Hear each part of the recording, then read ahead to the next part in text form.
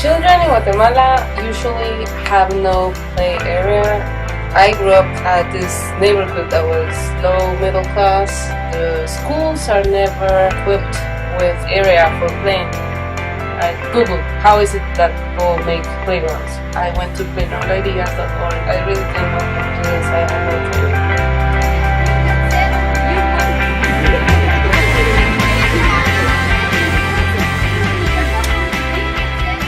It's really everybody just trusting each other to get it done. Nobody's quite sure how this all is going to come out.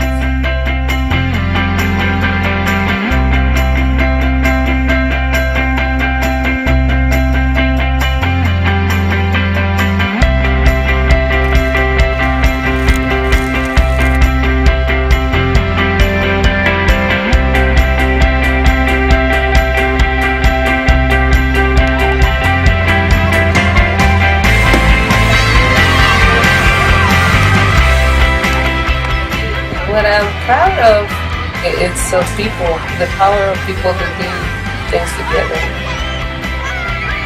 And then when you see the kids playing and just the laughter as a background, instead of listening to traffic noises, you listen to laughter. That's what you do. That's worth it.